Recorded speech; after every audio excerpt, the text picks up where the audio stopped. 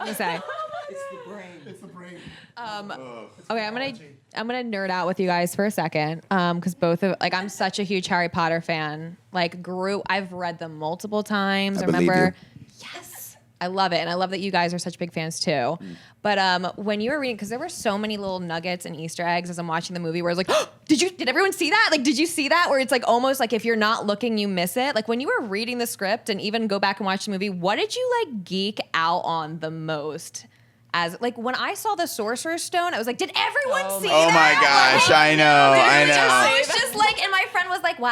And I was just like, how did you miss it? And Like, that's stuff like that. Yeah. Like, what did you geek out on? I mean, your character, that's a whole other thing too. That's like a geek out in itself, like getting that role. But yeah, I was curious about that. Yeah, for me, it was reading about Hogwarts. Of course, there were so many surprises in the script that just kept me going. Like, oh my gosh, another one, and then another one. But really, Nagini, I'm scared of snakes, first of all. And she was so scary in all the films. So, These people. yeah, to see that she has so many different sides to her, and her story's only beginning. So that's just incredible. Yeah. It was interesting to see Nagini not as a villain in this film, because obviously we always know Nagini as Voldemort's snake and such a powerful presence. And that was Exactly. You kind of are like, oh, I like how, and what I love about this film too, and these characters is they're all so complex. Yeah. And it's not just even Grindelwald's, like when you're seeing his message, you're like, whoa, there are layers to this. And it's not just being evil for the sake of being evil or whatever, which I enjoyed. So yeah, what about your geeking out moment? Sorry, I'm stuck on feeling kinship with you because you dropped a T on Voldemort. Oh. Which means, were you a Jim Dale listener? Yes. Yeah. Every single like vacation we took on, we had all of them. Yeah. Jim Dale is the best, by the way. Yes. Yes. Yes, I agree. And he puts the T on Voldemort. But in our world, It's Voldemort. yeah, the Voldemort. cinema universe is Voldemort. So interesting. Well, but I feel like your question was cool too.